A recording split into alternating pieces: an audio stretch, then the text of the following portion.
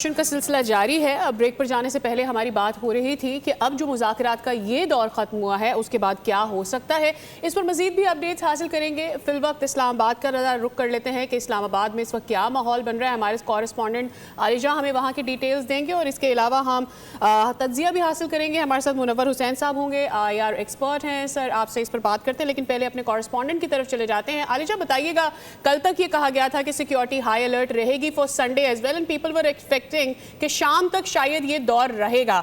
अब चूंकि तमाम चीजें सेटल इन हो गई हैं, तो क्या इस्लामाबाद में माहौल देख रहे हैं?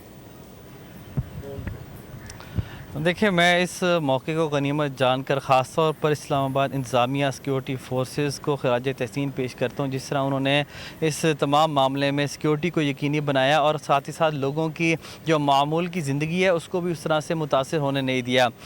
इस वक्त जो इस्लामाबाद की मजमूई सिक्योरिटी सूरत हाल है वो हाई अलर्ट है अगेन, क्योंकि अभी ईरानी वफ़द पाकिस्तान में ही मौजूद है, वो यहाँ से रवाना नहीं हुआ और इन तमाम मामलात में डाइवर्जन प्लान जो है इस्लामाबाद ट्रैफिक पुलिस की जानिब से पै दर पे जारी करते गए। जैसे ही अमरीकी सदर रवाना हुए हैं उसके बाद एक और ट्रैफिक प्लान जारी किया गया। तो ओवरऑल मामला जो है वो स्मूथ है, कंट्रोल है और आवाम में जो है।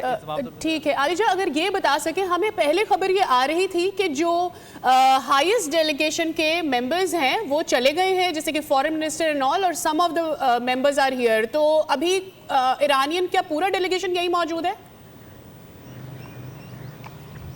देखिए, इस हवाले से दफ्तर ख़ारजा बेहतर बता सकता है और अच्छा। वहाँ से ऑफिशियली कोई इंफॉर्मेशन आएगी तो ही हम उसकी तस्दीक या तरदीद कर सकते हैं।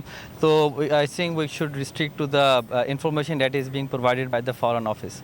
ऑलराइट। और आप सब्सक्राइब करें और बेल दबाएं ताकि कोई खबर रह न जाए।